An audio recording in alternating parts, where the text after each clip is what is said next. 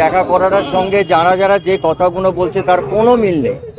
সেদিন আমার বাড়ি গেছিলেন, তোমরা সবাই জানো, 10 মিনিটের জন্যে একটা কথা হয়েছিল। আমার কিছু কিছু, আজ আমি 40 বছর কাজ করছি, কিছু কিছু জিনিস আমারও দরকার হয়, আমার টিমের দরকার হয়, যেগুলো একটা প্রোটোকলও পড়ে, যে উনি মাননীয় মুখ্যমন্ত্রী, ওনার কাছে এসে বলা, যাতে ওইটুকু সুযোগ সুবিধে আমরা গত 45 বছর ধরে পেয়ে এসেছি।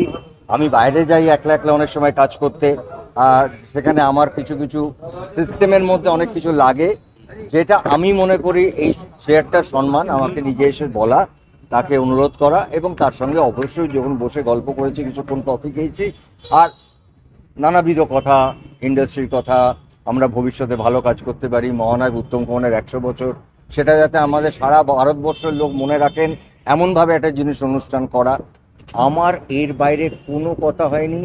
আমার মনে হয় পশ্চিমবাংলার মানুষরা এইটুকু বিশ্বাস করুক, আমার সঙ্গে কারোর কোনো রাজনৈতিক কথা আলোচনা সেদিনও হয়নি, আজও হয়নি। যেটা হয়েছে আমাদের কথা, আমাদের ইন্ডাস্ট্রির কথা, পশ্চিমবাংলার, বিশেষ করে মহানায়ক উত্তম যেটুকু নিয়ে যে 100 বছর তার যে প্ল্যানিং, সেটা নিশ্চয়ই আমাকে বলা হয়েছে। যে কারণ উত্তম যেটু আমার ইমোশন, আমাদের না, বাঙালির ইমোশন।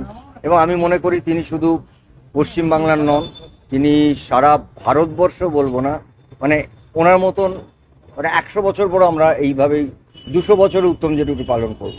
এই সমস্ত আলোচনা হয়েছে। যারা যেটা বলছেন আমি হোয়াটসঅ্যাপে দেখছি, তারা বিশ্বাস করুন, এটা তিনি মাননীয় মুখ্যমন্ত্রী, আমাদের অনেক কথা থাকে, আমাদের অনেক প্রয়োজন থাকে, আমাদের নিজস্ব সুবিধে অসুবিধে থাকে, সেই কথাগুলো বলার জন্য আসা।